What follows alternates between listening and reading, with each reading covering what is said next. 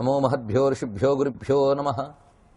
వాసుదేవమయమైన సభా సదస్సుకి సవినీ నమస్సులు సమర్పణ చేసుకుంటూ, అస్నాన భోజనో నాగ్నిదేవతాతిథి పూజనం.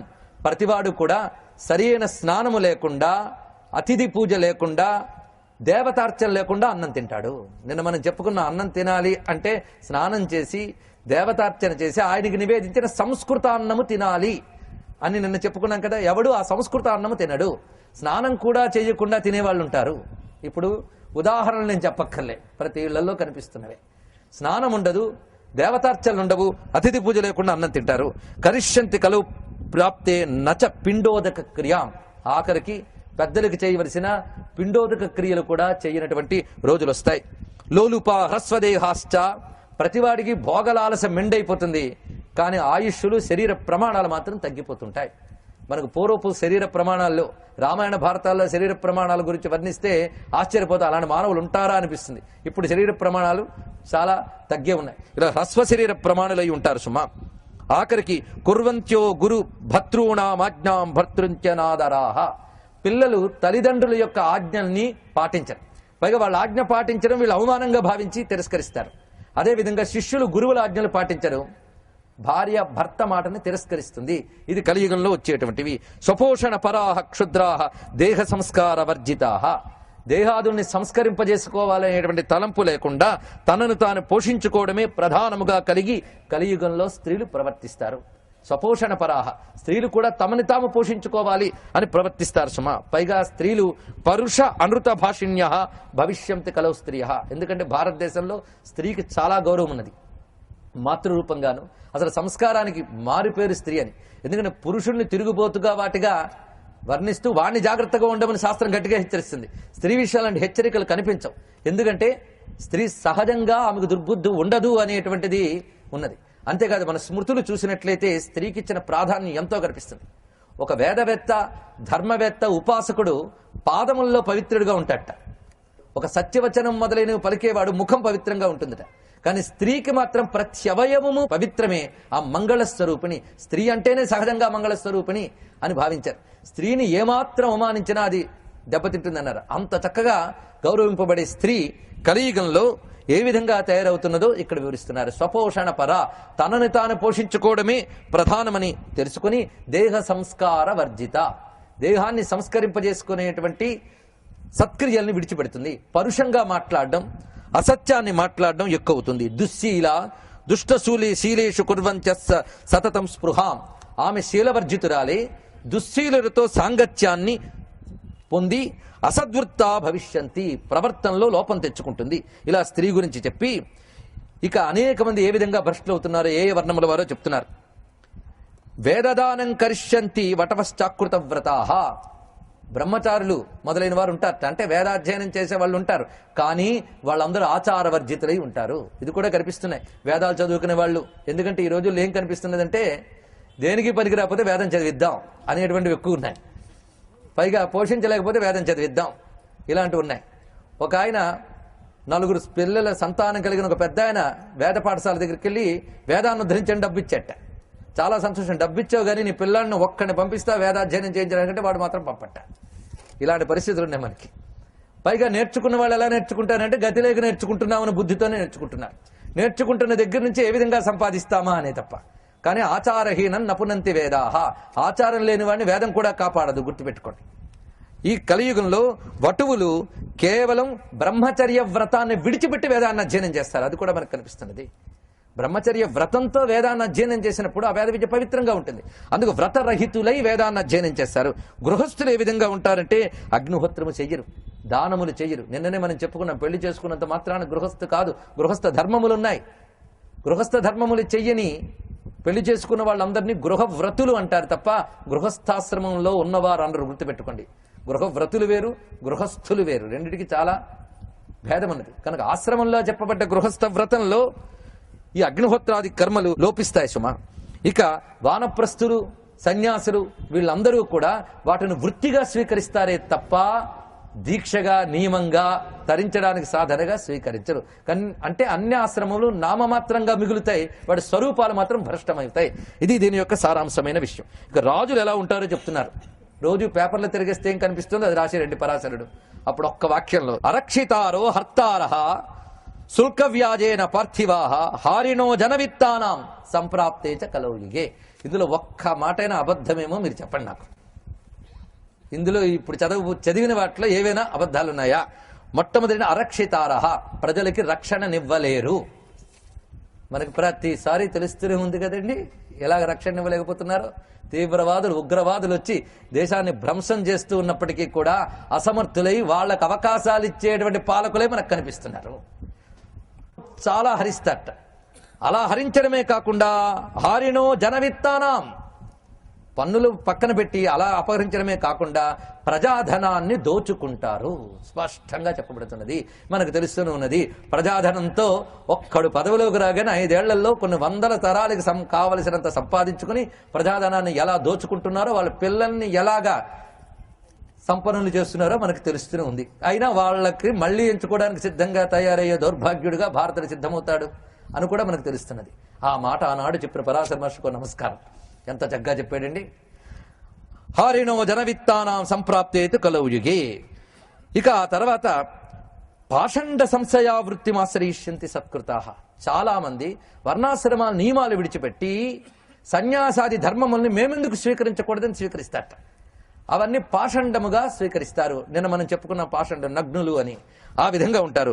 వాళ్ళని గురువులుగా భావించి చాలా మంది భ్రష్టులవుతారు. అది చెప్తున్నాడు. పాషండ ధర్మాన్ని ఆశ్రయించిన వారిని గురువులుగా భావించి భ్రష్టులవుతారు. దుర్భిక్షకర పీడాభిరతి ఓపద్రుతా జనాః. వీరి వల్ల ఏం జరుగుతుందో చెప్తున్నాడు. ఈ పాషండ ధర్మాన్ని అవలంబించేవారు గురువులు అవడం వల్ల లోకంలో దుర్భిక్షం వస్తుంది, ఉత్పాతాలు జరుగుతాయి, తీవ్రమైన తాపాలుంటాయి. అశాస్త్ర విహితం ఘోరం తప్యమానేషు వై తతః నరేషు నృపదోషేణ బాల్యే మృత్యుర్భవిష్యతి. ఇలాంటి పాషండులు ఎక్కువడం వల్ల, పాలనలో ధర్మం లోపించడం వల్ల బాల్య దశలోనే చాలా మంది మరణిస్తుంటారు అన్నాడు. అంటే అకాల మరణాలు ఇవన్నీ ఎందుకు జరుగుతాయంటే ధర్మములు వ్యత్యస్తవడం వల్ల జరుగుతున్నాయి. అది ఇందులో చెప్తున్న మరొక విషయం. పతితోద్భవశ్చ భవితా తథా 12 వార్షికః నాతి జీవిత వై కశ్చిత్ కాలౌ వర్షాన వింశతిః. ఫలితో భవతః అంటే అతి చిన్న వయస్సుల్లోనే జుట్లు నెరిసిపోతుంటాయి. అది కూడా చెప్పాడు ఇక్కడ. పూర్వం జుట్లు నెరియడానికి ఒకటి ఉండేది. అసలు 75 ఏళ్ల వరకు యవ్వనము అనే వ్యవహారం ఉండేదండి పూర్వకాలంలో. 75-80 ఏళ్ల వరకు యవ్వనం అనే వ్యవహారం. ఆ తర్వాత పెద్దరికం అనే వ్యవహారం. జర అని కాదుట, వార్ధక్యం. వార్ధక్యం అంటే పెద్దరికం, జర అంటే కృషించడం. ఇప్పుడు పాపం 50 ఏళ్ళు దాటి నుంచి అసలు 40 ఏళ్ళ తర్వాత నుంచి వస్తున్న రోగాల గురించి చెప్పనక్కర్లేదు. అందుకు ఫలితోద్భవచ్చ భవిత అల్ప ప్రజ్ఞ వృధాలింగా దుష్టాంతఃకరణ కలో. మాటి మాటికి ఈ మాట ఎందుకు చెప్తున్నాడో అర్థం కావట్లేదు కానీ సన్యాస చిహ్నాలు ధరించితి అల్పబుద్ధి లేనటువంటి దుష్టులు తిరుగుతూ ఉంటారు కలియుగంలో అన్నారు. అంటే కాషాయాదులు ఇవన్నీ ధరించుతూ కలియుగంలో తిరుగుతూ జనవంచకులు ఎక్కువైపోతుంటారు. మనకు పూర్వకాలంలో కంటే ఈ కాలంలో వీళ్ళ సంఖ్య చాలా కనిపిస్తుంది. ఆఖరు సంసారాలు ఎక్కువ, సన్యాసులు ఎక్కువ తెలియని పరిస్థితి కూడా ఏర్పడుతున్నది.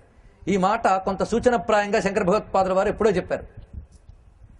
జటిలీ ముండీలుంచిత కేశ కాషాయాంబర బహుకృత వేష పశ్చన్నపి చ న పశ్యతి మూఢ ఉదర నిమిత్తం బహుకృత వేష అన్నారు. ఉదర నిమిత్తమే కాదు, ఇంకా కీర్తి సంపదలు మొదలైన వాటి కోసం. మొత్తానికి ఒక్క మాట చెప్తున్నానయ్యా, కలియుగం ముదిరిపోయిందని నీకు తెలియడానికి కొన్ని సింబల్స్ చెప్తున్నాను, వాటి బట్టి తెలుసుకోవచ్చు. ఎందుకంటే మైత్రేయుడికి చెప్పేటప్పుడు ఇంకా కలంత ముదరలేదండి. అందుకు ఆ సైన్స్ ఎలా ఉంటాయో కొన్ని చెప్తున్నాడు. యదా యదా హి మైత్రేయ హాని ధర్మస్య లక్ష్యతే తదా తదా కలేర్ వృద్ధిరనుమేయా విచక్షణైః యదా యదా హి పాషండ వృద్ధిర్మైత్రేయ లక్ష్యతే తదా తదా కలే వృద్ధిరనుమేయా మహాత్మభిః. నిన్న మనం చెప్పుకున్న సదాచారం అంతా లుప్తమైపోతూ ఉండగా కలి పెరుగుతోందని తెలుసుకో. అదేవిధంగా యజ్ఞేశ్వరుడైనటువంటి నారాయణ్ణి అర్చించడం విడిచిపెట్టిన రోజులు వచ్చినప్పుడు కలి ముదిరిపోయిందని తెలుసుకో. ఇది చెప్తున్నాడు ఇక్కడ. వేదాదుల్లో చెప్పబడేటువంటి యజ్ఞములు లుప్తమవుతూ ఉండగా కలి ముదిరిపోతుందని పోల్చుకోవాలి. యదా యదా నయజ్ఞానామీశ్వర పురుషోత్తమః ఇజ్యంతే పురుషైరజ్ఞైః తదా జ్ఞేయం కలేర్బలం. నారాయణుని యొక్క ఆరాధన లుప్తమవుతూ ఉన్న దశలో కలి ముదిరిపోయిందని తెలుసుకోవాలి. ఇప్పుడు మనకు తెలుసు సనాతనమైన దేవతల ఆరాధనలు క్రమక్రమంగా పోతూ ఉన్నాయి మనకి. పైగా నప్రీతిర్ వేదవాదేషు పాషండేషు యథారతి. ప్రజలు ఎలా తయారవుతారంటే ఇది వేదం చెప్పింది, ఇది సదాచారం అని చెప్పిన మాటల మీద ఆసక్తి పుట్టదట. మరి దేని మీద ఆసక్తి పుడుతుందంటే పాషండేషు యథారతి. పాషండులు చెప్పే మాటలు చాలా ఆసక్తి కలిగిస్తాయి తప్ప వేదవాదం అంటే వేదము చెప్పిన ప్రకారంగా మాట్లాడే వారిపై ఆసక్తి కలిగిని పరిస్థితి ఏర్పడుతుంది. కలైర్వృద్ధిస్తదా ప్రాజ్ఞైరనుమేయా విచక్షణై కలవు జగత్పతిం విష్ణుం సర్వస్రష్టారమీశ్వం నార్చయిష్యంతి మైత్రేయ పాషండోపహతా జనాః. ఈ వివిధ విధములైన కాషాయంబరధారులైన వారు తయారయ్యి వీళ్ళు చేసే బోధల వల్ల ప్రజలు క్రమంగా ఆ నారాయణ ఆరాధన నుంచి దూరమవుతారు. స్వల్పాంబు వృష్టి, వర్షముల్లో పటుత్వం ఉండదు. దానివల్ల ఏం జరుగుతుందంటే ఫలం తథాల్పసారం, వచ్చేటువంటి పంటల్లో సారము లుప్తమైపోతుంది అన్నాడు. ఇక్కడ మనకు నిస్సారమైన ఆహారం ఎంత స్వీకరిస్తున్నామో చెప్పనక్కర్లేదు. పైగా ఇదివరకు పళ్ళు తింటే చాలా బాగుండేది అనేవారట. ఇప్పుడు పళ్ళు తింటే ఎక్కడలేని జబ్బులు వస్తున్నాయని చెప్తున్నారు. ఎందువల్ల అంటే ఈ పళ్ళని పండించే పద్ధతులు సారరహితం చేస్తున్నాయి. ఇది ఒక దౌర్భాగ్యమైన పరిస్థితి. నిజానికి భారతీయ వ్యవసాయ పద్ధతులు ఏవైతే ఉన్నాయో అవన్నీ చాలా గొప్పవని ఇప్పుడు తెలుసుకుంటున్నారు ఎవరు పాశ్చాత్యులు. తెలుసుకుని ఏం చేస్తున్నారంటే భారతీయ వ్యవసాయ పద్ధతుల్లో పండించేవైతేనే మాకు ఎగుమతి చేయండి, ఆర్గానిక్ ప్రోడక్ట్స్ని వాటిని మాకు ఎగుమతి చేయండి, మేము మీకు అలవాటు చేసిన ఎరువులు అవన్నీ మీరు తినండి. ఇప్పుడు అదే పరిస్థితి వస్తుంది మనకి. కనుక అలాంటి ఆహారాన్ని స్వీకరించడం వల్ల అల్పసార ఆహారాన్ని స్వీకరించినప్పుడు బుద్ధులు అల్పమవుతాయి, వివేకము సారరహితం అవుతుంది. ఈ విధంగా తయారవుతుంది. ఇక వస్త్రములు ఏమిటంటే మనకు పూర్వ పద్ధతుల్లో చెప్పిన వస్త్రములు కాకుండా నూతనమైన కట్టు బొట్టు ఇత్యాదులు వస్తాయి. ఇంకా బొట్టు వస్తుందని కాదు, బొట్లు అసలు ఉండనే ఉండవు, ఉన్న వికారాలు చెప్పనవసరం లేదు. ఇక గృహస్థులు ఎలా తయారవుతారో చెప్తున్నాడు. శ్వశ్రు శ్వశుర భూయిష్ట గురవశ్చ నృణాంకలౌ. ప్రతి మగవాడికి కూడా తల్లిదండ్రులు అంటే పట్టదట. మరి వాడికి పెద్దవాళ్ళు ఎవరంటే అత్తలు మామగారేట. అత్తలు మామగారులే గురువుల్ట పరాశరుడు చెప్పాడండి. తర్వాత శ్యాలాజ్యాహారి భారాశ్చ సుహృదో ముని సత్తమ. ఆఖరికి బావమరుదులు భార్య బంధువులే మిత్రులట. తనవారు తనన్నదమ్ములు వీరెవరు కూడదు. ఈ పరిస్థితి వస్తుంది. ఒకవేళ తల్లిదండ్రుల గురించి మాట్లాడితే అప్పుడు వేదాంతం చెప్తాట. ఏమనంటే కస్యమాత పితా కశ్య, ఎవరెవరికి తల్లి ఎవరెవరికి తండ్రి అని మాట్లాడతట. ఇక్కడ మాత్రం వేదాంతం లేదట. యథా కర్మానుగప్పుమాన్ ఇది చోదాహరిష్యంతి శ్వశురానగతా నరాహ. ఒక్క మాటలో ఏంటంటే అత్తగారిని మామగారిని అనుసరిస్తూ ఉంటారు నాయన. మొత్తానికి వాంగ్ మన కాయగైర్దోషైర్ అభిభూత పునః పునః. సర్వ మానవులు 3 దోషాలని మాటి మాటికి చేస్తూ వాళ్ళందరూ అశుచిత మంతులవుతారు. ఏమిటా 3 దోషాలంటే వాంగ్ మన కాయగైర్దోషై, వాక్కుతోనూ మనస్సుతోనూ శరీరంతోనూ చేసే దోషాలే ఎక్కువ అవుతాయి. నరాహ పాపాన్యనుదినం కరిష్యంతి అల్పమేధస. బుద్ధులు తక్కువడం వల్ల చెప్పిన అర్థం కాక అనుదినం పాపాలు చేస్తూనే ఉంటారు. అనుదినం అంటే విడిచిపెట్టకుండా ప్రతిరోజు. నిస్సత్యానాం, సత్యం అనేది ఉండదు. అశౌచానాం నిర్హ్రీకాణం, సిగ్గు కూడా ఉండదు. ధర్మం చేయలేకపోతున్నామని సిగ్గున్నా పర్వాలేదు, కానీ ధర్మం చేయలేకపోతున్నాం అని మరీ సగర్వంగా చెప్పుకుని ఉంటారు. కనుక నిర్హరీకాణం అన్నారంటే సిగ్గు లేకుండా ఉంటారు సుమ. యజ్జద్ దుఃఖాయ తత్సర్వం కలికాలే భవిష్యతి అన్నాడు. కనుక కలియుగంలో దుఃఖమయం. ప్రతివాడు పోని సుఖపడుతున్నాడా? ఇవన్నీ విడిచిపెట్టేమైనా సుఖంగా ఉన్నట్టే దుఃఖమయం కలియుగం. ఎందుకంటే దుఃఖ నివృత్తి ఉపాయమే సదాచారం. దాన్ని విడిచిపెట్టాక ఇంకా దుఃఖ నివృత్తి ఎక్కడ ఉంటుంది? సర్వము దుఃఖమయమవుతుంది అని చెప్తే మైత్రేయుడికి చాలా జాలి కలిగిందిట. ఎందుకంటే ఒక మంచి కాలంలో అంటూ ఉంటే చెడ్డ కాలం గురించి చెప్తే జాలి కలుగుతుంది. అయ్యో ఇలా చెడిపోతామా అని. ఉన్నదే దాంట్లో అయినప్పుడు మంచి అనే దాని విషయమే తెలియనప్పుడు ఇది ఇంత చెడ్డదన్నది కూడా మనకు అనుభవానికి రాదండి. ఇది చీకటని మీకు ఎప్పుడు తెలుస్తుంది? వెలుగంటూ ఒకటి చూస్తే కదా ఇది చీకటనేది తెలుస్తుంది. పుట్టిన దగ్గర నుంచి వెలుగు మొహం చూడని వాడికి వెలుగు గురించి చెప్తే నోరు వెళ్ళబడతాడే తప్ప వాడికి ఎలా తెలుస్తుందండి? అలాంటి పరిస్థితి కలియుగంలో ఏర్పడుతుంది. ఇప్పుడు ధర్మం గురించి చెప్తే అయ్యో అని పెద విరిచేవారైనా కనిపిస్తున్నారు, తర్వాత అవి కూడా విరచరు, ఏమిటో అనే పరిస్థితి వస్తుంది. అంటే అసలు తెలియని రోజులు ఉన్నాయి. ఇక్కడ ఉన్న వాళ్ళకి అమ్మమ్మలు నాన్నమ్మలు గుర్తున్నారు కనుక కాస్త అయ్యో అవన్నీ పోయాయే అనే బాధైనా కలుగుతుంది. తర్వాత తరాలకు పాపం చెప్పే అమ్మమ్మలు నాన్నమ్మలు కూడా లేరు. వీళ్ళు కూడా తెలిస్తే వాళ్ళు కూడా చెప్పడానికి ఇలాంటి పరిస్థితులు ఉన్నాయి. అందుకు కరోతి కృతయుగే క్రీతే తపసాహినః. అయితే ఈ మాట చెప్పగానే మైత్రేయుడు జాలిపడి ఎలాగయ్యా మరి వీళ్ళందరూ తరించేదని. కానీ ఒక్క మాట చెప్తున్నాను మైత్రేయ, కలియుగం లాంటి గొప్ప యుగం లేదు తెలుసా అన్నాడండి. ఎంత తిప్పాడో ఇక్కడ. ఇదేమిటయ్యా అంటే చెప్తున్నాడు, దీనికి మా అబ్బాయి గారికి సంబంధించి ఒక కథ జరిగింది అన్నాడు పరాశరుడు. వారి అబ్బాయి గారంటే ఎవరు? వ్యాసదేవుడు. ఆయన గారికి జరిగిన కథ చెప్తున్నాడు. కస్మిన్ కాలే అల్పకో ధర్మో దదాతు సుమహత్ ఫలం మునీనాం పుణ్యవాచో భూత్ కైశ్చాసౌ క్రీతే సుఖం. ఒకప్పుడు అనేక మంది ఋషులు మునులు కలిసి ఒక సందేహం తెచ్చుకోవడానికి వ్యాసుని వెతుక్కుంటూ వెళ్ళారట. వ్యాసదేవుడు అప్పుడు కాశీనగరంలో గంగలో స్నానం చేస్తున్నట్ట మహానుభావుడు. ఆ గంగలో స్నానం చేస్తూ ఉంటే వీళ్ళందరూ ఒక ప్రశ్న అడగడానికి వెళ్ళారు గనక ఒడ్డుని నిలబడ్డారట. ఆయన సైగ చేశాడు, అక్కడ చెట్టు ఒకటి ఉన్నదిట, దాని కింద కూర్చోండి, నేను వచ్చాక మాట్లాడదాం అన్నారు. వీళ్ళందరూ కూర్చున్నారట. ఈయన కనిపిస్తున్నాడు, గంగలో స్నానం చేస్తున్నాడు. మధ్య మధ్యలో కేశవ, నారాయణ, మాధవ ఇత్యాది నామాలు చదువుతున్నాడు, విశ్వనాథ అంటున్నాడు. ఇవన్నీ వింటున్నారు. ఆయన మాట్లాడుతున్న శబ్దములు వినబడుతున్నాయి. మధ్యలో ఒకసారి లేచి, ఆహా కలియుగం ఎంత గొప్ప కలియుగం అన్నట్ట. వీళ్ళు ఆశ్చర్యపోయి చూస్తున్నారు. మళ్ళీ మునిగెట్ట. తర్వాత మళ్ళీ లేచి, ఆహా శూద్రులు ఎంత గొప్పవారు, ఎంత ధన్యులు అన్నట్ట. వీళ్ళు ఆశ్చర్యపోతున్నారు. మళ్ళీ మునిగి లేచెట్ట. లేచి, ఆహా స్త్రీలు ధన్యులు అన్నట్ట. శూద్ర సాధు కలి సాధువు, కలి సాధువు, శూద్రులు సాధువు, స్త్రీలు సాధువులు, ధన్యులు అన్నట్ట. వీళ్ళు కూర్చున్నారు. కొంతసేపు అయ్యాక వ్యాసుడు ఒడ్డుకొచ్చేట. వచ్చాక, ఏమిటి ఎందుకు వచ్చారు మీరు, ఏదో సందేహం అడుగుదామని వచ్చారంటే, మేము అడుగుదామన్న సందేహం తర్వాత నువ్వు అన్న 3 మాటల వల్ల కొత్త సందేహాలు పుట్టాయి అన్నట్టు. ఆ 3 ఎందుకున్నాయో నాకు చెప్తావా? కలి సాధ్వితి యత్ప్రోక్తం శూద్ర సాధ్వితి యోషిత యదా భగవాన్ సాధు ధన్యాశ్చేతి పునఃపునః. మాటి మాటికన్నాం స్త్రీలు ధన్యులు, శూద్రులు ధన్యులు, కలి సాధువు. ఎందుకన్నావయ్యా ఈ మాట అంటే అప్పుడు చెప్తున్నాడు, వినండి. యత్కృతేదభి యత్కృతే దశభిర్వర్షై త్రేతాయాం హాయనేన తత్ ద్వాపరే తచ్చ మాసేన యహోరాత్రేణ తత్కలౌ. అంటే త్రేతాయుగంలో 10 ఏళ్లు చేసిన పుణ్యం కలిలో 1 సంవత్సరం చేస్తే చాలు లభిస్తుంది అన్నాడు. కలిలో 1 సంవత్సరం చేస్తే త్రేతాయుగంలో 10 ఏళ్లు చేసిన పుణ్యం లభిస్తుందిట. ఎందుకంటే ఆ పుణ్యం చేయడానికి కూడా పరిస్థితులు అనుకూలంగా ఉండవు గనక ఆ పాటి చేస్తే అంత చేసిన ఫలితం. అందుకే ప్రతికూల పరిస్థితుల్లో ధర్మం ఆచరించడం చాలా గొప్పదండి. అనుకూలించినప్పుడు అందరూ ఆచరిస్తారు, ప్రతికూల పరిస్థితుల్లో కూడా ఆచరించడం గొప్ప విషయం కదా. కనుక మనకు చెప్పిన సదాచారాన్ని ఏ కొద్దిపాటి మనం ఆచరించినా కలియుగంలో మహాఫలితాన్ని పొందగలం. నిన్న మనం చెప్పుకున్న గీతావచనాన్ని మళ్ళీ స్మరించవచ్చు. స్వల్పమప్యస్య ధర్మస్య త్రాయితే మహతో భయాత్. కొద్దిపాటి ధర్మమైనా సరే నిన్ను మహాభయం నుంచి రక్షిస్తుంది. మహాభయం అంటే నరకం, మహాభయం అంటే జన్మ పరంపర, వాటి నుంచి నిన్ను రక్షిస్తుంది. అది కలియుగంలో ఉన్న విశేషం. అంతేకాదు ద్వాపర కాలంలో 1 నెల రోజులు చేసిన పుణ్యం కలిలో 1 పగలు 1 రాత్రి చేస్తే వస్తుంది అన్నట్టు. అంటే ద్వాపర కాలంలో 1 నెల రోజులు చేస్తే ఎంతో, కలియుగంలో 1 రోజు చేస్తే చాలుట. అది దీని యొక్క విశేషం. అంతేకాదు జపము, తపము, బ్రహ్మచర్యము ఇవి ఏ కొద్దిపాటి ఆచరించినప్పటికీ కూడా కలిలో విశేషమైన ఫలాన్ని ఇస్తాయి. మరొక ప్రత్యేకత చెప్తున్నాడు కలియుగంలో. ఇతర పురాణముల్లో కూడా ఉన్న అంశములు కూడా స్వీకరించి మనకు పనికొచ్చేవి ఇక్కడ చెప్పుకుంటున్నాం. అదేమిటంటే ఇతర యుగాల్లో పాపం శరీరంతో చేసినా మనస్సుతో చేసినా లభిస్తుంది. కానీ కలియుగంలో శరీరంతో చేసిన పాపమే ఫలిస్తుందిట, మనస్సుతో చేసింది పెద్ద ఫలించదుట. చూడండి ఇక్కడ ఎంత విశేషం. ఇతర యుగాల్లో మనస్సుతో చేసినా పాపం ఫలిస్తుంది, అయితే పుణ్యం మనస్సుతో చేసినా ఫలిస్తుంది కలియుగంలో. ఇతర యుగాల్లో క్రియగా చేస్తేనే ఫలిస్తుంది, కానీ కలియుగంలో మనస్సుతో చేసిన పుణ్యం ఫలిస్తుంది, కానీ మనస్సుతో చేసిన పాపం ఫలించదుట. ఎంత అద్భుతమైన విషయం అంటే కలియుగానికి ఉన్న కన్సెషన్లు దేనికి లేవన్నమాట.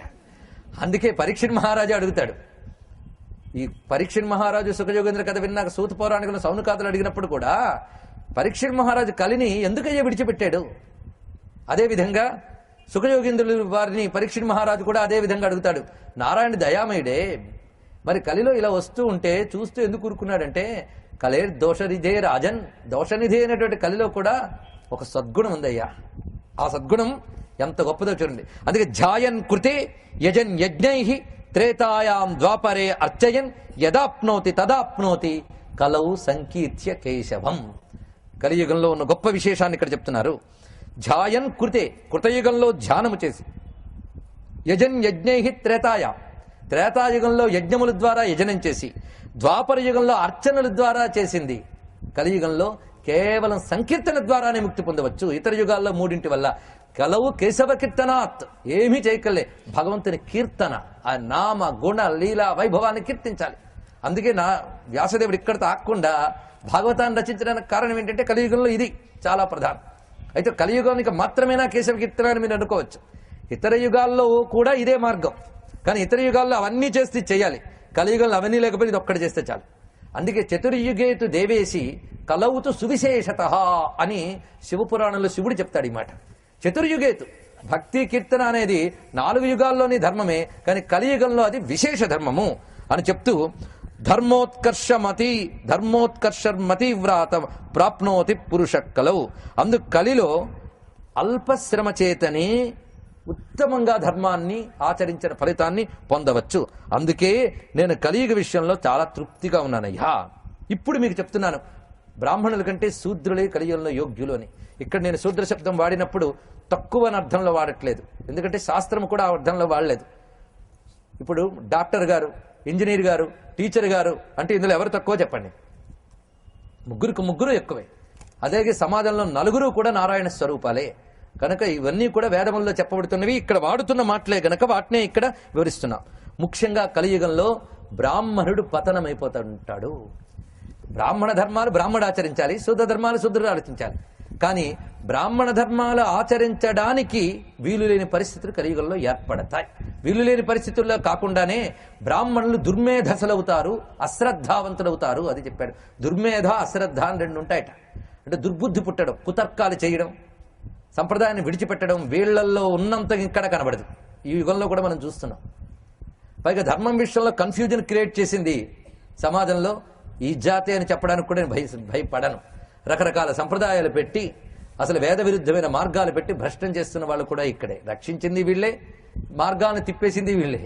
ఆ పరిస్థితి పైగా పరస్పర అహంకారాలతో అణచడాలు, బాధ పెట్టడాలు కూడా కొందరు చేయడం వల్ల దోషములు ఏర్పాయి. అంతేకాదు ఈ యుగంలో విప్రులు వృథా కథ వృధా భోజ్యం వృధేజ్యాచ ద్విజన్మనాం. ద్విజన్మనాం అంటే బ్రాహ్మణులు కాక త్రైవర్ణికులు ముగ్గురిని కల్పించారు ఇక్కడ. ద్విజులు అంటే వాళ్ళు ముగ్గురు వస్తారు. అందుకే ద్విజులు అనవసరపు కాలక్షేపాలు, అనవసరపు అంటే వృధా భోజ్యం, తినరానివి తింటారు, అనరానివి అంటారు, కనరానివి కంటారు. ఈ మూడు చెయ్యడం వల్ల వాళ్ళు పతనాయతతో భావ్యం, పతనమైపోతారు సుమ. అయితే శూద్రాదులు ఉన్నారే, వారికి ఆ బాధ లేదు. వారు గురు శుశ్రూష చేసుకుని భగవత్ సంకీర్తన చేసి తరించుకోగలరు. వీరికి విధింపబడ్డవేంటి? యజన యజ్ఞాదులన్నీ చెయ్యడం, నిత్యకృత్యాలు, కర్మలు ఇవన్నీ వీడికి విధింపబడ్డాయి. అవి వీడు విడిచిపెట్టేసేయడం వల్ల వీడికి గతి తక్కువ. వాడా కేవలం అందరినీ గౌరవిస్తూ సత్యము మొదలైనవి పాటిస్తూ హరి సంకీర్తనతో వాడు తరించిపోతారు. అందుకే కలియుగంలో వారు ధన్యులు అన్నట్ట ఇక్కడ. ఇది వ్యాసుడు చెప్పిన మాట. అలాగే స్త్రీలు, పురుషులకి స్త్రీల కంటే ఎక్కువ ధర్మాలు విధించారండి. మనం అనుకుంటాం స్త్రీలను అణచేశారని, కాదు. స్త్రీలు కొద్దిపాటి ధర్మంతోనే వాళ్ళు తరించిపోగలట. పురుషులకి విధింపబడ్డటువంటి ధర్మములు వారికి లేవు. ఎందుకంటే స్త్రీల విషయంలో అనేక రకమైన కన్సెషన్లు ఇంద్రుడే ఇచ్చట. ఎందుకంటే వాళ్ళ మాతృత్వాన్ని భరించడం మొదలైనవి వారికి ప్రత్యేకంగా ప్రకృతి ఇచ్చిన వరాలు. ఇవి వారికి ఉండడం చేత వారికి కొన్ని ప్రత్యేక గౌరవాలు ఇచ్చింది. కొన్ని పెద్ద పెద్ద అనుష్ఠానాలు వాళ్ళు చెయ్యనక్కర్లేదు, చెయ్యకూడదు కాదు, చెయ్యనక్కర్లేదని కొన్ని చెప్పింది. ఇది అర్థం చేసుకోక చాలా మంది పొరపాటు పడతారు. వాళ్ళకి వ్రతాలు ఉన్నాయి, వాళ్ళకి దీక్షలు ఉన్నాయి. వేద పురాణ కాలం నుంచి మహా తపస్సులైన స్త్రీలు ఎందరో ఉన్నారు, బ్రహ్మవాదులు ఉన్నారు, వేద మంత్రాలను దర్శించిన ఋషికలు ఉన్నారు మనకి. అందుకని స్త్రీలకు ఏం తక్కువేం లేదు. అలాంటి స్త్రీలు వారికి నిజానికి చేస్తే మంచిదే, కానీ వారు చెయ్యకపోయినా ధరించిపోయే అవకాశం వాళ్ళకు ఉన్నదయ్యా. కానీ పురుషుడికి అలా కాదు, వాడికి చాలా ఉన్నాయి, వాడివన్నీ చేసుకోవాల్సిందే. అలాంటిది పురుషులకి అవన్నీ చేసే అవకాశాలే కాదు, బుద్ధులు దెబ్బతింటాయి. అది నిజమేనేమో అని ఈ యుగంలో బాగా కనిపిస్తుంది. ఎందుకంటే ఇప్పటికీ దేవుడు, భక్తి మొదలైనవి మాట్లాడేది స్త్రీలే ఎక్కువ మాట్లాడుతున్నారు. ఎందుకంటే దేవుడు, భక్తి ఇత్యాదులు స్త్రీల్లోనే ఉంటాయి. ఒకవేళ పురుషులు ఎవరైనా కనబడితే వాళ్ళ ఆవిళ్ళని తీసుకొచ్చిన వాళ్ళే ఉంటారేమో కూడా నాకు అనుమానమే. ఇవన్నీ పరాశరుడి మాట ఆధారంగానే నేను చెప్తున్నాను. మళ్ళీ స్పష్టంగా చెప్తున్నాడు ఇక్కడ పరాశరుడు. ఎందుకంటే ఒక స్త్రీమూర్తి నాతో ఒక మాట అన్నారు. ఏమిటంటే, మా అమ్మాయిలిద్దరూ భగవంతుని చేస్తారండి, కానీ మా అబ్బాయి మగాడు కదా, అందుకోసం దేవుణ్ణి పెద్దగా పట్టించుకోడండి అన్నారు. కనుక మీరు ఆశీర్వదించేయండి, అతను పరీక్షలో పాస్ అయిపోవాలని. ఇది అంత బాధాకరమేనండి. వాడు చెయ్యట్ట, నేను ఆశీర్వదించేయాలట. ఇది వచ్చింది బాధ. అంతేగాని వాడు అన్నం తినడండి, మీరు ఆశీర్వదించండి, ఆయన కడుపు నిండిపోతుంది అన్నారు. అప్పుడు అన్నం మాత్రం వాడే తినాలట. వాడు అన్నం వాడే తినాలి, వాడి స్నానం వాడే చెయ్యాలి, కానీ వాడి పూజ మాత్రం మనం చెయ్యాలి. ఇది ప్రారంభం అంటే వచ్చింది కలియుగంలో. ఇది దుర్విశేషమైనటువంటి మాట. మొత్తానికి పురుషుల్లో దుర్బుద్ధి ఏర్పడి చాలా మంది అంటుంటారు, ఆవిడ చాలా పూజలు చేస్తుందండి, మనకు అవన్నీ పట్టవలేండి అనేది గొప్ప మాటలాగా. పైగా ఆవిడ గుర్తు చేస్తేనే వీళ్ళ ఏకాదశో ఇవాళ ఏమంటే రేపు రాబోతున్న వారం మీ నాన్నగారి యొక్క ఆబ్దిక వంటిని గుర్తు చేసేటువంటి అమ్మలు కూడా ఉన్నారండి. అందుకే వాళ్ళ వల్లే ధర్మం ఈ పాటైనా నిలబడిందని వివేకానంద అన్నారు. అక్కడ స్త్రీమూర్తుల వల్లే ధర్మం నిలబడిందని ఆ మహాత్ముడు ఏనాడో ఘోషించాడు. కనుక పురుషులు దుర్బుద్ధులు ఇత్యాదులకు లోనైపోతారయ్యా. స్త్రీలు కేవలం ఒక్కటి చేస్తే చాలు. అదేమిటంటే పతి శుశ్రూష. అదొక్కటి. ఆ పతికి అనుసరించి ఉంటే చాలు, వీళ్ళు ముక్తి తప్పకుండా వస్తుంది. కనుకనే అన్న అవి రెండు సులభమైన పనులు వాళ్ళిద్దరూ తరిస్తారు కలియుగంలో అని అందుకన్నానయ్యా అంటే చాలా బాగుందని అన్నారు మునులు. అప్పుడు ఈయన అడిగేట, ఇంతకీ మీరే సందేహంతో వచ్చారో చెప్తారా అని. మేము ఎందుకు వచ్చామో అంతా మీరు చెప్పేశారన్నట్టు. ఎందుకు వచ్చారంటే వీళ్ళు తక్కువ పనితో ఎక్కువ ఫలితం పొందాలంటే ఏ టైం బాగుంటుందని అడగడానికి వచ్చారట వాళ్ళు. అసలు అందుకొచ్చేట స్వల్ప ధర్మంతో అధిక ఫలం పొందే కాలమేది ఇది అడిగేటండి. ఎందుకంటే మీరు వేసవికాలం పంటలు పండించాలంటే ఎంత కష్టపడాలండి. ఎప్పుడు ఎండ నదీ జలాన్ని తీసుకొచ్చి ఇంత కష్టపడాలి. అదే వర్షం పడుతున్న సమయంలో పంటలు పండించడం సులభం కదా. కనుక ఇది దానికంటే ఇది పంటకి ఎలా అనుకూలమో తరించడానికి అనుకూలమైన కాలం ఏదైనా ఉంటుందేమో తెలుసుకుందాం అని వచ్చేట ఋషులు. అందుకు మేము వస్తే మీరు చెప్పిన వాటితో మాకు తీరిపోయింది అదంతా కూడాను. ఎందుకంటే గొప్ప కాలం ఏదో మీరు చెప్పేశారు కదా. అంటే మీరు ఏ ప్రశ్నతో వచ్చారో నాకు అది తెలిసే మీకు ఇవన్నీ చెప్పాను అన్నట్టు ఈయన. అదండి ఋషి. కృష్ణద్వైపాయనో ముని విస్మయోత్ఫుల్లనైనాం స్థాపసాంస్తానుపాగతాన్ మయేష భవతాం ప్రశ్నో జ్ఞాతో దివ్యేన చక్షుషా. మీ యొక్క ప్రశ్న దివ్య దృష్టి చేత నాకు ముందే తెలిసింది. తతో హివ ప్రసంగేన సాధు సాధ్వితి భాషితం. అందుకే మీరు అక్కడికి వచ్చి నిలబడ్డప్పుడే సాధు సాధు గంగలోంచి అరవడానికి కారణం అది. ఇదయ్యా విషయం. స్వల్పేని ప్రయత్నేన ధర్మ సిద్ధ్యతి వై కలౌ. అందుకు తక్కువ పని వల్లనే ఎక్కువ సిద్ధి లభిస్తున్నటువంటి యుగం. నరేరాత్మగుణాం భౌభి క్షాళిత కిల కిల్బిషై. ఇక్కడ గుర్తుపెట్టుకోవాల్సింది ఏంటంటే కలవు కేశవ కీర్తనాత్ అంటే ఎన్ని పాపాలు చేసినా కేశవ సంకీర్తన చేస్తే చాలని మాత్రం ఇక్కడ అనలేదు. ఇతర యుగముల్లో చెప్పిన ధర్మాన్ని కుదరని పరిస్థితులు ఏర్పడినప్పటికీ నువ్వు చెయ్యగలిగినంత చేస్తూ హరి సంకీర్తన చేస్తే తరిస్తావు. అది ఇక్కడ చెప్తున్నాడు. చెయ్యగలిగినంతే కలియుగంలో చేయగలం కానీ చెయ్యవలసినంత చెయ్యలేవు. నేను అనేక మార్లు చెప్పింది ఇప్పుడు ఈ సందర్భంలో అర్థం చేసుకోవడానికి వినియోగిస్తున్నాను. చెయ్యవలసినంత చెయ్యగలిగినంత ఉంటుంది. సృష్టిలో మీరు ఒకటి దగ్గర పనిచేసేటప్పుడు వాడు జీతం ఇవ్వాలంటే చేయగలిగినంత చేస్తే వాడు ఎప్పుడు గుర్తుపెట్టుకోండి. నువ్వు చేయగలిగినంత చేయడం వాడికి అనవసరం. వాడికి ఎంత చెయ్యాలో అంత చేస్తే కానీ నీకు జీతం ఇవ్వడు. నేను ఇంతే చేయగలిగానండి అంటే పో నేను ఉద్యోగం నుంచి తీసేశానంటాడు. అవునా లేదండి? వీడు చేయగలిగితే వాడికి ఎందుకండి? వాడికి ఎంత కావాలో అంత చేయాలి తప్ప వీడు అంత చేయగలడు అంత చేయించుకోడు ఎవ్వడు కూడా. కానీ నారాయణుడు ఒక్కడు దయామయుడు. నేను ఇంతే చేయగలనయ్యా అంటే ఆయన దయామయుడే తప్పకుండా అనుగ్రహిస్తాట. ఇంతే చేయగలనయ్యా అని ఆ చేసిందేదో హరి కృష్ణార్పణం అని ప్రేమతో ఆయన కీర్తించు. కీర్తన అంటేనే ప్రేమతో చేసేది. ఇది గుర్తుపెట్టుకోండి. గీతం అంటే స్వరలయాదులతో గానం చేసేదని మాత్రమే కాదు. కీర్తన అంటే ప్రేమపూర్వకమైన గానానికే గీతం అని పేరు. నామస్మరణ ప్రేమగా చేస్తే దానికి కీర్తనం అని పేరు. ఆ నామాన్ని ఆ గుణాన్ని మనం కీర్తించాలి. అందుకు మనం ఇప్పుడు వరకు చేస్తున్నదంతా హరికీర్తనే. యుగములు ధర్మములు ఇవన్నీ హరిస్వరూపములు. వాడి గురించి చర్చ చేయడం అంతా హరి సంకీర్తనే. కనుక వేద పురాణాదుల స్మరణములు అన్నీ కూడా హరి సంకీర్తనములు. ఎందుకంటే వేద పురాణములలో విహరించే దేవుడు ఆది మూలమైనట్టే అల బ్రహ్మము ఆయన.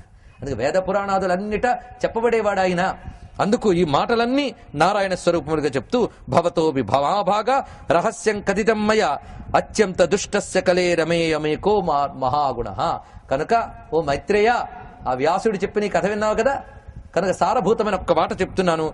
కలి అత్యంత దుష్టుడు నాకు తెలుసు. అయినప్పటికీ ఏకో మహాన్ గుణ, ఒక్క గుణమున్నది. అది కీర్తనాదేవ కృష్ణస్య ముక్తబంధ పరం వ్రజేత్. అవునండి, ఇందాక చెప్పాడు, మళ్ళీ చెప్పాలా? ఋషి శాస్త్ర ప్రకారంగా ఒకసారి చెప్పాను మళ్ళీ చెప్పద్దు ఇలా అనుకోడండి. మనం బాగుపడే వరకు చెప్తూ ఉంటాడు. అదే ఋషి వచనం అంటే. మాటి మాటికి మాట నొక్కుతున్నాడు. ముందు చెప్పాడు, అక్కడ తాకుండా మళ్ళీ ఇక్కడ చెప్తున్నాడు. అందుకే కలియుగంలో నేను ధర్మాన్ని ఆచరిస్తున్నాను అని గాని, నేనే ధర్మాన్ని ఆచరిస్తున్నాను అని గాని, నేను ఆచరిస్తున్నాను నేనే ఆచరిస్తున్నాను ఈ రెండిట్లో ఏదన్నా ప్రమాదమే. గుర్తుపెట్టుకోండి. వాడి దగ్గరికి వస్తాట కలి. ఎందుకంటే వాడు వచ్చిందే ఎవడెవడు ధర్మం ఆచరిస్తున్నా వాడందరినీ ధ్వంసం చేయడానికి. ఒక్కడ గర్వంగా కనబడితే ఓహో నువ్వు ఉన్నావా నీ దగ్గరికి వస్తాను వస్తాట. కనుక ఎవ్వడు గర్వించరాదు కలియుగంలో. నేను ధర్మాన్ని ఆచరించానని ఎప్పుడు కూడా గర్వం పనికిరాదు కలియుగంలో. చేయగలిగినంత చేస్తూ హరి సంకీర్తన చేస్తే ఆ చోటుకి కలి రాలేడు. అందుకు కలి రాని చోటు ఏదంటే భగవత్ సంకీర్తన జరిగే చోటు, భగవదర్చన జరిగే చోటు. అందుకే కీర్తనాదేవ కృష్ణస్య ముక్తబంధ పరం వ్రజేత్ అని అంటే ఇప్పుడు కలి గురించి చెప్పావు కనుక నేను మొదట అడిగిన ప్రశ్నకి ఇప్పుడు సమాధానం చెప్పాను. మొదట ఏమన్నాడు? ఏమోనండి ఇంతవరకు కలి గురించి చెప్పినవన్నీ విన్నాక మర్చిపోయామని అనొచ్చు మనం. ఏమని చెప్పుకున్నాం? మొట్టమొదట నైమిత్తిక, ప్రాకృతిక, తథైవ అత్యంతికో లయ. ప్రళయం గురించి అడిగాడు కదా, అది అక్కడే ఉంది. ప్రళయాలు ఎలా ఉంటాయ్యా? సర్వేషామేవ భూతానాం త్రివిధ ప్రతిసంచర. 3 రకాల ప్రళయాలు ఉంటాయి: నైమిత్తిక, ప్రాకృతిక, అత్యంతిక లయ. బ్రాహ్మో నైమిత్తికస్తేషాం కల్పాంతే ప్రతిసంచర, అత్యంతికస్తు మోక్షాక్ష, ప్రాకృతో ద్విపరార్ధక. నాయన, బ్రాహ్మము అనేటువంటి ప్రళయానికే నైమిత్తిక ప్రళయము అని మరొక పేరు, ద్విపరార్ధ ప్రళయానికి ప్రాకృత ప్రళయమని ఒక పేరు, అత్యంతిక ప్రళయానికి మోక్షము అని మరొక పేరు. కనుక మోక్షం అంటే ఏమిటి? అత్యంతిక ప్రళయం అని అర్థం. కనుక ఇప్పుడు మనకి ఎందుకు చెప్తున్నాడు ప్రళయాల గురించి అర్థమైంది కదా, భయపడ్డానికి చెప్పట్లేదు. ఇక్కడ మోక్షం అంటే ఏమిటో చెప్పడానికి చెప్తున్నాడండి. అత్యంతిక ప్రళయానికే మోక్షం అని పేరు. కనుక ప్రళయకారకుడు అని అంటాం మనం ఎవరిని? పరమేశ్వరుణ్ణి. ప్రళయకారకుడు అంటే అసలైన అర్థం మోక్షకారకుడు అని అర్థం. 3 రకాల ప్రళయాలు ఇక్కడ. కనుక మోక్షాన్ని ఇచ్చేవాడు లయకారకుడు. ఈ నారాయణుడే లయకారకుడై మనల్ని అనుగ్రహిస్తున్నాడు అని మనం చెప్పుకుంటున్నాం. మరి రుద్రుడు లయకారకుడండి అంటే నారాయణుడే రుద్రుడని విష్ణు పురాణం చెప్తున్నది. మనక లయకారక శబ్దాన్ని సృష్టిస్థితి లయకారకుడు అని భగవాన్ అంటాం. ఇది ప్రపంచం గురించి మాట్లాడడమే కాదు, జీవుల్ని సృష్టించేవాడు ఆయనే, జీవుల స్థితిగతులు ఆయనే చూస్తున్నాడు, చిట్ట చివరికి యోగ్యులైన జీవులకు ముక్తిని కూడా ఆయన ఇస్తున్నాడు. ఇది అర్థం సృష్టిస్థితి లయకారకుడు అంటే. మనకి తీసుకోవాల్సింది ప్రపంచానికి సృష్టిస్థితి లయకారకుడు ఎలాగో చెప్పుకున్నాం. నీకు లయం ఏమిటి? ప్రపంచానికి ఎప్పుడు ప్రళయం వస్తే మనకెందుకండి? మనకు రావాల్సిన ప్రళయం రావాలి.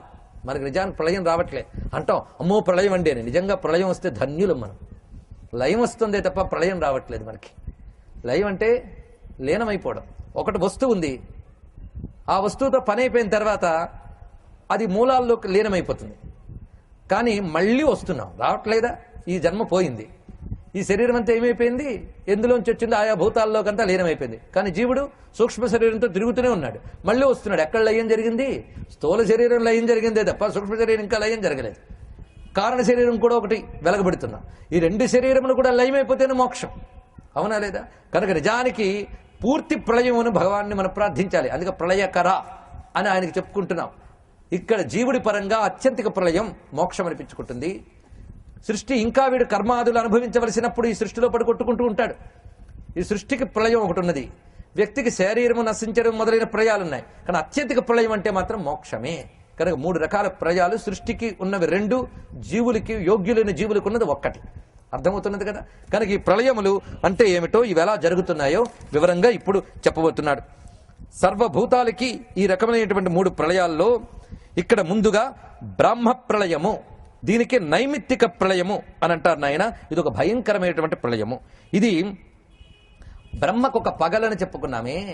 బ్రహ్మకు ఒక పగలంటే ఇందాక మనం చెప్పినటువంటి 14 మన్వంతరాల కాలం. ఇది లెక్క వేస్తే 1000 మహాయుగాలు అవుతుంది. కనుక ఈ 1000 మహాయుగాల కాలం బ్రహ్మకు ఒక పగలు, అదే కల్పం.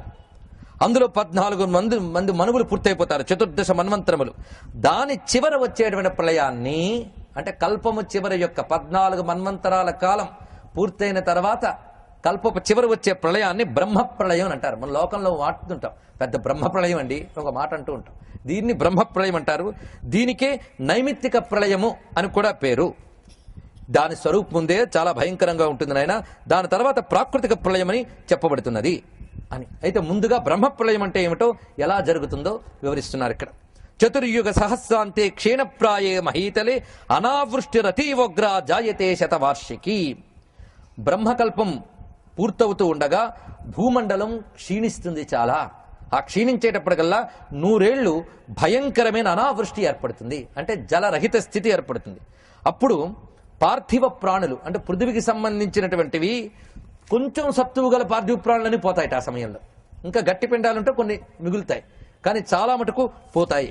అప్పుడు ఆ భగవంతుడు విష్ణువు, తతస్స భగవాన్ విష్ణు రుద్రరూపధర అవ్యయ. ఆ విష్ణువే రుద్రరూపధరుడైన అవ్యయుడైన రుద్రుట్ట. అవ్యయుడు అంటే ఇన్నిటిని ఆయన ఖర్చు పెడుతున్నాడు కానీ ఆయన ఖర్చు కాడు. అందుకే వ్యయము అంటే తరుగుట, అవ్యయమా అంటే తరుగుదల లేనివాడు రుద్రుడు. అటువంటి వాడు అవ్యయుడైన రుద్రస్వరూపుడైన విష్ణువు. అందుకే మనం రుద్రాభిషేక మంత్రాల్లో ఓం నమో భగవతే రుద్రాయ విష్ణవే మృత్యుర్మే పాహి అని మంత్రం చెప్తున్నాం కదా. కనుక రుద్రాయ విష్ణవే అంటే విష్ణువే రుద్రుడు, రుద్రుడే విష్ణువు అనే మాట విష్ణు పురాణంలోనే ఇక్కడ చెప్పబడుతున్నది. క్షయాయ యతతే కర్తుం ఆత్మస్థా సకల ప్రజా. అప్పుడు అతడు తన యందు, ఎందుకంటే చరాచర జగత్తు ఆయన యొక్క స్థానమే గనక తన యందు ఉన్నటువంటి సకల ప్రజలను క్షయింపజేస్తాడు. ఎలాగో అంటే ముందుగా సూర్యకిరణముల ద్వారా ఈ పనిచేస్తాడు. అనావృష్టి కాలంలో ఏముంటుందండి? సూర్యకిరణ తాపమే ఎక్కువ ఉంటుంది. ఆ సూర్యకిరణాల తాపాలు 7 రకాలుగా వస్తాయి. మన ఆదిత్య వైభవంలో ఈ విషయాన్ని చాలా ప్రస్తావించుకున్నాం. అవి ఆరోగ, భ్రాజ, పటర, పతంగ, స్వర్ణర, జ్యోతిష్మంత, వివస్వాన్ ఇత్యాది పేర్లతో మొత్తం 7 రకాల సూర్యమండలాలు ఆ తీవ్రంగా అప్పుడు వస్తాయట. ఈ తీవ్ర తాపాలు 7 రకాలు సూర్యులు. వీరు గగనంలో వివిధ స్థలముల యందు గోచరించుతూ మొత్తం ప్రాణుల్లోనూ భూమిలోనూ ఉన్న జలాన్ని మొత్తం తీసేస్తారట. వీళ్ళు మొత్తం ఎండగట్టి జ్వాలలుగా మారతాయి. వీటి వల్ల ఈ 7 కిరణములు, 7 సూర్యులు, వీరి వల్ల క్రిందు మీదు అంతా కూడా తీవ్రమైన తాపం కలిగి ముల్లోకాలు దహింపబడతాయి అన్నారు. అక్కడ పృథ్వీ కాకుండా దీనికి పైన క్రింద ఉన్నటువంటి ముల్లోకాలు దహింపబడతాయి. నదులతో, సముద్రాలతో, పర్వతాలతో సహా అంతా ఎండిపోతుంది. ఏ విధంగా తయారవుతుందంటే తాబేటి వీపు డిప్పలా తయారవుతుంది. అంత ఘనీభావం, అంత గట్టి పడిపోతుందిట ఈ భూమంతా కూడా. ఆ తర్వాత ఈ ప్రళయకాలాగ్ని రుద్రుడు చేస్తున్నది విశేషం ఏంటంటే శేషసర్ప రూపంతో, సంకర్షణ స్వరూపం అంటారు దీన్ని, దాని నుంచి ఒక గాలిని పంపిస్తాట. ఆ గాలికి ఈ అగ్ని తోడై మొత్తం జ్వాలలు రేగుతాయి. ఎందుకంటే బాగా ఎండిపోయిన కొబ్బరి పెంకుని మంట పెట్టినట్లుగా ఒక మహాజ్వాలలు రేగుతాయి. ఈ జ్వాలలు భూమినే కాకుండా ఈ పైన భువర్లోకాన్ని, అంతరిక్ష సువర్లోకాన్ని, ఆదిత్య మండల స్థానం వరకు జ్వాలామాలలు వెళుతూ ఉంటాయి. అంత తీవ్రమైన జ్వాలలు వేసి ముల్లోకాల్లో మొత్తం ప్రతి చోట అగ్ని జ్వాలలు మాత్రమే గోచరిస్తుంటాయి సుమా. తర్వాత కొంతకాలానికి ఈ త్రిలోక వాసులు సంపూర్ణంగా నశించిన దశలో రుద్రమూర్తి అయిన విష్ణువు తతో దగ్ధ్వా జగత్ సర్వం రుద్రరూపీ జనార్దన ముఖ నిశ్వాసజాన్ మేఘాన్ కరోతి ముని సప్తమ. ఇక్కడ రుద్ర స్వరూపాన్ని భావించుకున్నా ఆశ్చర్యం కలుగుతుంది. ఆయన తన యొక్క ఊపిరిని వదులుతట. ఆ ఊపిరి నుంచి వచ్చే నిశ్వాసలు చిత్రమైన మేఘములుగా మారతాయన్నారు. ఈ మేఘాలు అనేక రూపాల్లో ఉంటాయి. తతో గజకుల ప్రక్షాంతటిత్వంతోతినాదిన ఉత్తిష్టంతే తథా వ్యోమిని ఘోరా సంవర్తకాఘనా. ఏర్పడినటువంటి మేఘములు భయంకరమైన సంవర్తక, పుష్కలావర్త ఇత్యాది పేర్లతో భయంకరమైన మేఘములు ఏర్పడతాయి. అవి కొన్ని నీలోత్పల శ్యామాహ, కొన్ని నల్ల కలువ రంగులో ఉంటాయి, కొన్ని కుముద సన్నిభాహ తెల్ల కలువల వలె ఉంటాయి, కొన్ని పొగ వర్ణముల్లో ఉంటాయి, కొన్ని పద్మవర్ణాల్లో ఉంటాయి, కొన్ని అతి విస్తారముగా ఉన్నటువంటివి, కొన్ని పలచగా ఉన్నటువంటివి. శంఖ కుంద నిభాశ్చన్యై, శంఖము మొదలైన కాంతిలో ఉన్నవి. ఇంద్రగోప నిభాహ, ఇంద్రగోప అంటే ఆరుద్ర పురుగుల రంగు అన్నారు. ఆ రంగుతో ఉన్నటువంటివి. కొన్ని అగ్నిజ్వాలలు, మణిశిలలు, నెమళ్ళు మొదలైనటువంటి రంగులతో ఉన్నవి. కొన్ని పాలపిట్ట రెక్కల వంటి రంగులతో ఉన్నవి. అంటే ఇక్కడ దివ్య దృష్టితో ఇవి దర్శించి చెప్తున్నప్పుడు ఇవన్నీ వస్తాయండి. ఆ సమయంలో ఉన్న మేఘాలు ఎలా ఉంటాయో రంగులు కనిపిస్తూ ఉండగా చెప్పిన విషయములు ఇవన్నీ కూడా దివ్య దృష్టితో ఋషి చూడగలడు, త్రికాల దర్శన శక్తితో. కనుక ఈ విధంగా ఉన్నటువంటి ఆ మేఘములు భయంకరమైన వృష్టిని కురుపుతాయి. అప్పుడు వచ్చే గర్జనులు గాని, జలములు గాని తీవ్రంగా వచ్చి ఈ మొత్తం రగిలిన కాలాగ్నిని, దీనిని కాలాగ్ని అంటారండి. ఇంతకు ముందున్న అగ్ని చెప్పానే, దానిని కాలాగ్ని అంటారు. ఈ కాలాగ్ని మొత్తాన్ని ఆత్మగలిగే వృష్టి అప్పుడు కురుస్తుంది. ఆ వర్షము చేత మొత్తం నిర్విరామంగా అది వర్షిస్తూ, అది కూడా లెక్కలేని సంవత్సరాలు, శతవార్షికి అన్నారు ఇక్కడ. అలా వర్షించి ఆ స్థూల ధారలతో భూమి మాత్రమే కాకుండా మిగిలిన లోకములు, భువర్లోకాదులు కూడా మునిగిపోతాయి. లోకం అంధకార బంధురమవుతుంది సుమా. చరాచర భూతకోటి నశిస్తుంది. ఇలా 100 సంవత్సరములు వర్షించిన తర్వాత కల్పాంతంలో ఆ నారాయణుడు ఆ పైలోకములు కొన్ని ఉన్నాయి, అవి జనలోక బ్రహ్మలోకాదులు, అవి మాత్రం నశించవు. ఎప్పుడు ఈ బ్రహ్మ ప్రళయంలో అవి నశించవు, ఇక్కడ వరకే నశిస్తున్నాయి. సప్తర్షి స్థానం ఆక్రమ్య స్థితేం భసి మహామునే. సప్తర్షి మండలాన్ని ఆక్రమించి కూడా జలమున్నతరి ఈ ముల్లోకములు ఒకే సముద్రం అవుతాయి. అప్పుడు విష్ణు ముఖం నుంచి పుట్టిన వాయువు ఒకటి వస్తుందిట.